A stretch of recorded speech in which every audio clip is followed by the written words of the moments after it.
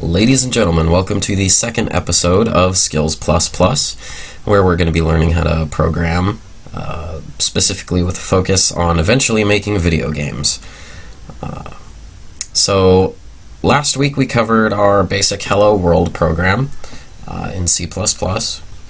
This week we're going to go ahead and expand on what we learned the last time, and I was actually kind of inspired a little bit. So we're going to be doing a calculator. We're going to program our own calculator using C++, and it'll function through the command line console that we used last time. So without further ado, let's jump right in. So you see I've already set up my basic application here. We have our include IO stream, which is our input and output, allowing us to access the screen or the monitor and the keyboard. Using namespace standard, as we always do, it's just something you have to include, and we have our basic main function set up. So it is an integer function again, that int data type in the front of main, so therefore it must return a whole number, so we have return 0 at the bottom. Now, in order to get started here, we do need to set up a couple of variables. So this is going to be a new data type that we did not cover last time. So float is a number, a lot like an integer, except the difference is with a float you can have a decimal point. So for our calculator, that's going to allow us, it's going to allow the user who's using the calculator to go ahead and input decimal numbers like 5.5, and we can still do calculations with those. Now, we set up float x, and then you can actually set up multiple variables at the same time, as long as they're all the same data type, by separating them with a comma. So what we did here is we actually set up 3 different variables. We have float x, float y, and a float called result. So basically x and y are going to be our 2 numbers that we're doing some sort of calculation with, and result is going to be our answer. Now we need another variable, and again this is going to be a new data type that we haven't covered yet. So char, that stands for character. This basically just holds a single character input from the keyboard, whatever the user puts in. Now we're going to ask the user to put in, plus sign, minus, multiplication, division signs. If they put in anything else, we're going to set up our calculator to return an error so that it doesn't work. And it'll say, hey, you put in something wrong, try again.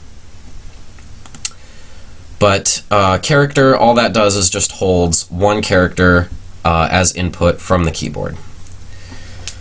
So with all of our applications, it's always nice to have a designation, so the user knows what they're using.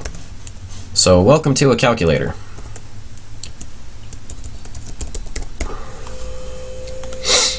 Alright, and we covered this last time. Cout is console out.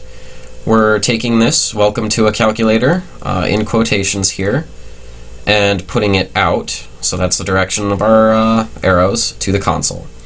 And then we end with the end L, or end line, which simulates hitting the enter key and skipping a line. It just helps everything to look nicer.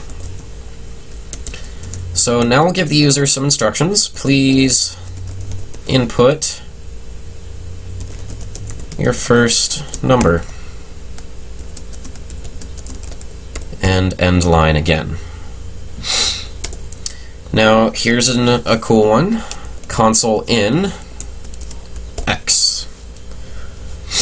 So we're going to take input from the console, which is going to be whatever the user types in, and putting it into our variable here.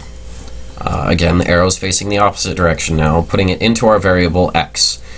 So they need to go ahead and put in a number there. If they don't put in a number, again, we'll have some error catching at the end. It'll say, hey, you messed up. So we need, please input an operator. Oh, I forgot our quotations. If you don't have those quotations there, it starts trying to interpret whatever you're trying to output to the console as code, and it'll throw a whole lot of errors. It won't even compile. It'll ask what you're talking about.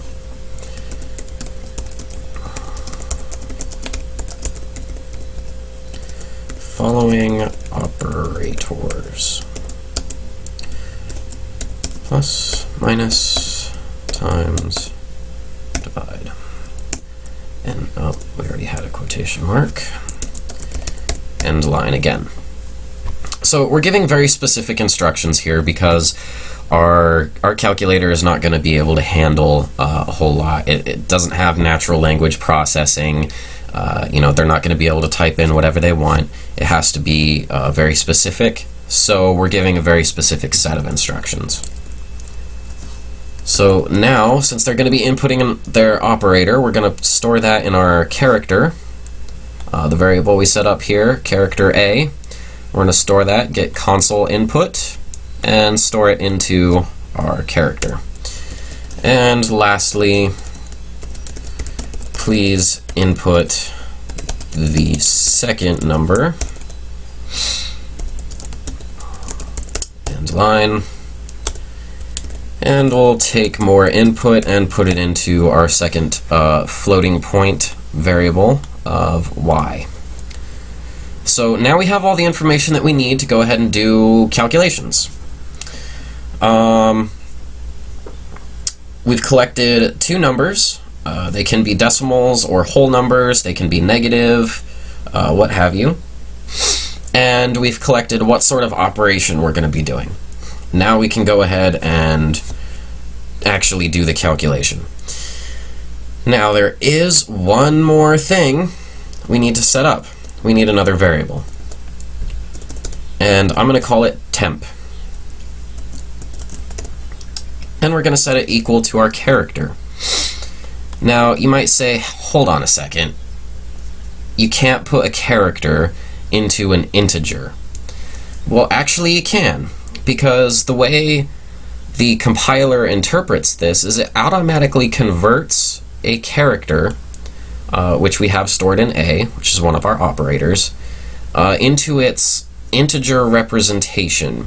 If you've ever heard of a ASCII character, ASCII, I cannot remember what it stands for right now, but there's a table, I'll leave a link in the description, that has every single character as a numerical representation. And that's how the compiler recognizes characters, is through their numerical representation, or their ASCII code. Now, when you have this line here, when you store the value of a character into an integer, it automatically does that conversion for you. So I'm going to put in a comment here. So / allows you to make a comment in your code. This is a very good thing to do, especially if you're working in a team or you're working on an especially large program. You can leave yourself little hints and notes, and it'll really just give you an easier time. I've had times myself where I'm sorting through thousands of lines of code, and even though I've written it all myself, I've totally lost things that I had been working on. And I was looking for one specific line and I just couldn't find it. It was because I didn't leave myself comments. So it's a good thing to get into. So 43 equals the plus sign.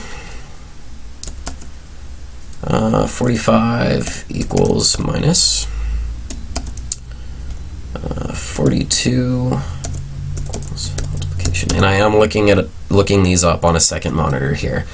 There's no way I can possibly have all these memorized. When you take a look at the table, you'll realize why. I'm not a fan of memorization anyway. It's really just a good thing to know where to go to get some of this information. So here's all our ASCII codes for the different characters that our user would have input. Now we can do some logic. This is really cool. This is where the fun begins. This is where this is really where programming takes off and starts to become fun. So we're creating an if statement. So this looks a lot like a function. It's set up the same way as our int main with our parentheses and curly brackets, except it doesn't have a data type. And inside of our parentheses here, this is where we place what we call arguments for a function. So with an if statement, inside these parentheses, we're going to be putting a test. So it's going to test something. If it returns true, then it'll execute whatever we put inside the curly brackets. If it's not true, it'll just skip over it. So here we're going to do if temp is equal to 43. Now remember, temp is holding the ASCII code for whatever character was input up here during our cout and cin sessions. And 43 is equal to our addition sign. So basically we're checking, hey, did they input an addition sign? If that's true, we want to have our result equal to x plus y. We're going to do some addition, obviously. Now, now's a good time to also talk about equality, the equality operator versus the assignment operator. Now, you notice here I have two equal signs. This is because we're performing a check. So it's checking if the value stored in temp is equal to 43. A single equal sign is called the assignment operator. And that means whatever we have here, so x plus y, it's going to perform that calculation, and then using this equal sign, it's going to assign that value into our variable that we call result. So you need to be cognizant of single equal sign, double equal sign. They're two different things in C++ and JavaScript and ActionScript and all the sorts of other languages that eventually we'll get into in this series, but not today.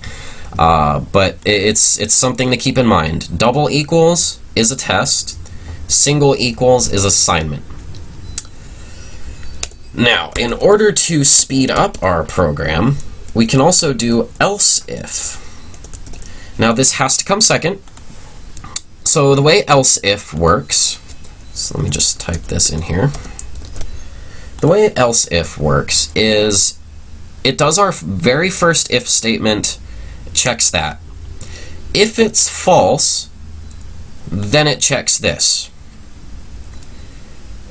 If our program finds that temp is equal to 33 and we're performing the addition, it doesn't even bother to even perform this test because it already found something that was true, which automatically means temp equals to 45 is going to be false because we already know that it's equal to 43. So this is one of those cool things you can do to help speed up your program. In this such a simple application here, you won't notice a difference in performance, but when we get into programming things that are a lot larger, actually have things moving around the screen, these kinds of little differences will add up in the long run to a big result in performance. And I'm sure some of you out there have played a game or run some software that was just horribly unoptimized, and it was just coded poorly. It was coded lazily and poorly. And this is one of those situations where using else if can save you some time. There's also something called a switch case, which is kind of like this, but we'll get into that later as well. Actually, I'll leave a link to a page on how a switch case works. It's a lot like this if, else if, else if. I'll leave a link to a page on that in the description if you are really interested in looking it up. So we're just going to finish up this if-else ladder here. I don't know if anyone else calls it a ladder. I call it a ladder. Okay, and x, let's Space that out so it looks nice. X divided by y. Okay. So, we've got all our logic set up. So now, regardless of the 4 operators that are input, we'll go ahead and store the appropriate value in our floating point variable that we called result at the top of the program. Now there's one last thing we have to do, and that's just a plain old else. Now why not an else if? Well, because the only possible options we have for that character are accounted for right here. We're only allowing addition, subtraction, multiplication, division. If they input any other character, we want to be able to say, hey, that's wrong. That's not okay. So, if it finds, it tests our first one, it says, okay, that's false. Tests the second one, that's false. Third one, that's false. Fourth one, that's false. Well, then it must be outside of what we're allowing. So here we can throw an error to the user. So this will catch all other input outside of those 4 characters. Say you have entered invalid input. Program will now exit. And as always, end line to make sure it looks nice. Now, it will never do this. It'll never execute this error text here unless all 4 of these are false. If even one of them is true, we want it to continue and output the answer. So we'll do another console out. Your answer is result. Whoa, typo. End line. Okay. And that's all there is to it. So here we're doing a console out. Again, watch the direction of the arrows. Inside our quotation marks, we have whatever we want to say. Include an extra space here because it's not going to put a space for you. You don't want everything to be run together when you do this. And then another set of arrows, just like we were doing if we were doing another end line. But instead we're going to put just the name of our variable, and it'll output whatever is stored in that variable, which we know, because we calculated it earlier, is going to be whatever the answer is for this program. And then another end line, and our return 0, because this, again, is an integer function, we have to return a whole number. Now let's go ahead and run this and see what happens. Alright, so down in the bottom right corner here, welcome to a calculator. Please input your first number. Let's do 3.14, because everybody loves pi. And divided by 5.5. Your answer is 0.570909. I have no idea if that is right, but it seems pretty close. And then our program exits. Let's go ahead and test it one more time, just to be sure. So let's try putting in invalid input, just to see if our error catching works. So we'll do 2.5 G 6.7. Whoa! You have entered invalid input, program will now exit, and Windows actually gave me an error saying this program has crashed and is not working properly.